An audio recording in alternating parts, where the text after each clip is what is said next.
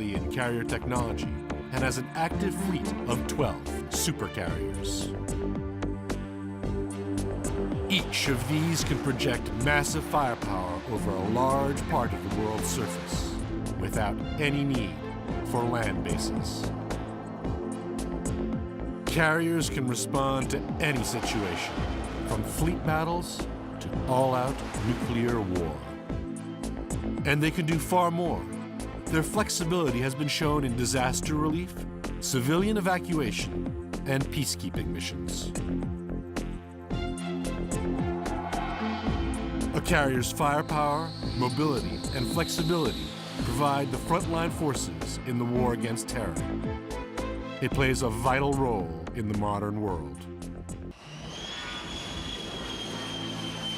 The new generation of nuclear jet bombers first went to sea on the USS Forrestal. The American carrier force played a major part in the Vietnam War, from the Tonkin Gulf incident in 1964 to the final evacuation from Saigon. Yankee Station in the South China Sea became the U.S. Navy's main operational location for strikes against North Vietnam.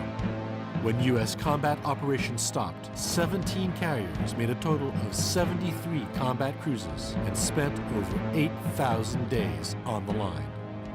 The aircraft they used ranged from simple prop-driven machines, like the Douglas A-1 Skyraider, to the most sophisticated weapon systems of their time. Shipboard attack aircraft, like the A-4 Skyhawk, supported friendly troops locked in ground combat with the Viet Cong, or struck targets in the north.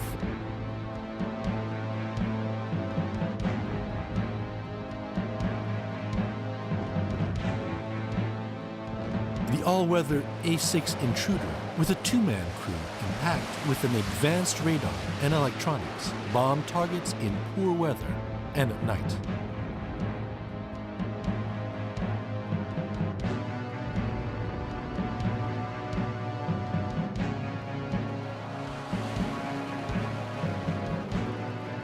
Fighters like the classic F-4 Phantom defeated Hanoi's MiGs. U.S. aircraft operating from carriers off the coast of Vietnam shot down 59 enemy aircraft, with 4 more probably destroyed. But these successes came at a price. The U.S. Navy lost 530 fixed-winged aircraft, most of which had been carrier-based. Over 300 aircrew were lost in action, mostly to North Vietnam's extensive air defense network of missiles and anti-aircraft guns.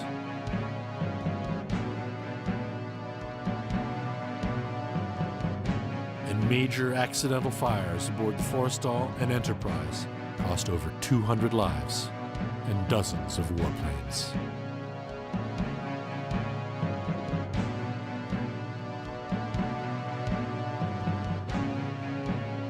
Vietnimitz has become the standard U.S. Navy carrier design, with 9 ships in service and the keel of a 10th laid in September 2003.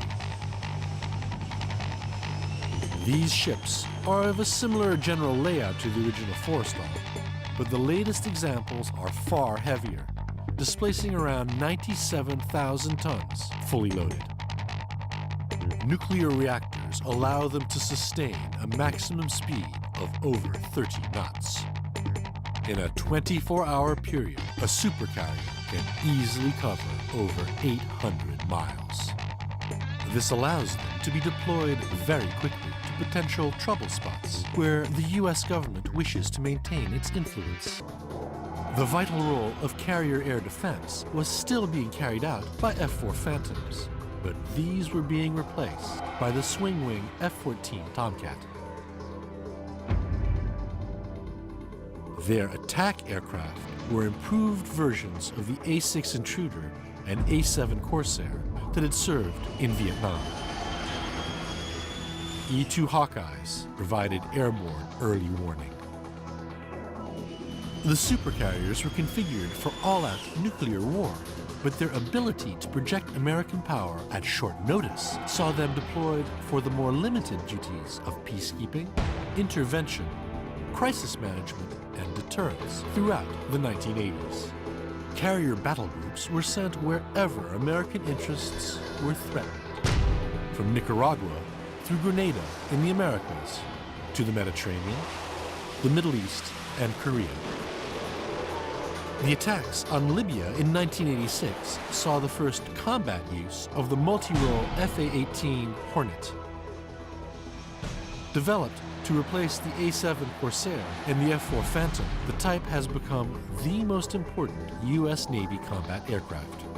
But it was in the Arabian Gulf that the U.S. Navy's supercarriers were to see their first significant action. Saddam Hussein's invasion of Kuwait threatened a major part of the world's oil supplies. 6 carrier battle groups were deployed for combat operations during Desert Storm in January 1991. Their air wings struck at every kind of Iraqi target and played a key role in executing the successful air campaign that eventually ejected Iraqi forces from Kuwait. With the official end of the Cold War, America's military forces were dramatically reduced in size. But combat operations during Desert Storm only highlighted the importance of the U.S. Navy's supercarrier force, and it escaped many of the most drastic defense cuts. Still, the number of carriers was reduced from Somalia and the former Yugoslavia.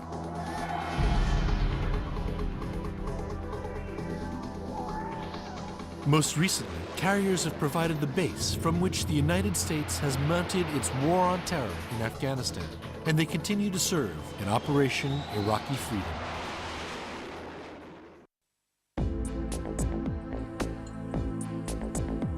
The supercarriers are hugely expensive.